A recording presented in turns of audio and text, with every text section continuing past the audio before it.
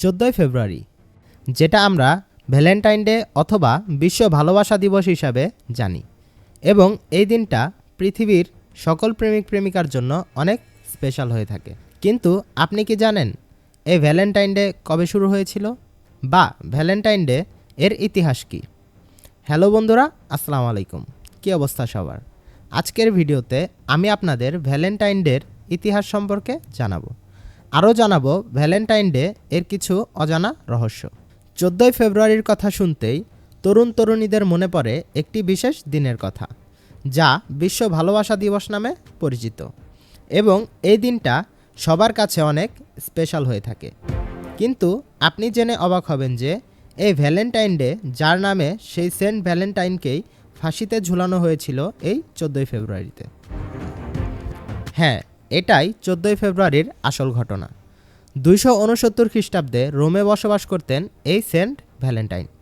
তিনি পেশায় একজন চিকিৎসক ও খ্রিস্ট ধর্মের প্রচারক ছিলেন। কিন্তু সেই সময় রোমের রাজা ক্লোডিয়াস ছিলেন খ্রিস্ট ধর্মের বিরুদ্ধে। তিনি মনে করতেন খ্রিস্ট ধর্ম গ্রহণ করে প্রেম ও বিবাহ বন্ধনে আবদ্ধ হলে পুরুষদের বুদ্ধি কমে যায়। তাই রাজা ক্লোডিয়াসের সকল কর্মচারী ছিলেন অবিবাহিত।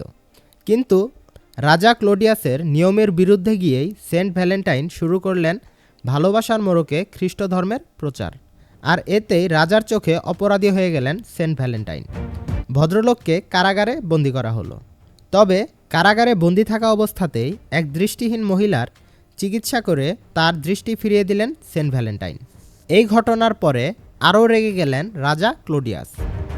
আর রাজা ঠিক করলেন 14ই ফেব্রুয়ারি তারিখেই সেন্ট ভ্যালেন্টাইনকে ফাঁসিতে ঝোলানো হবে।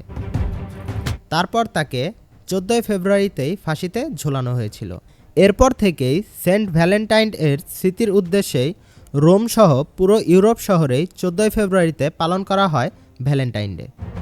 এবং এখন সারা বিশ্বের একটি স্মরণীয় দিন হচ্ছে ভ্যালেন্টাইন ডে। তাহলে কেমন লাগলো আসল সত্যটা জেনে?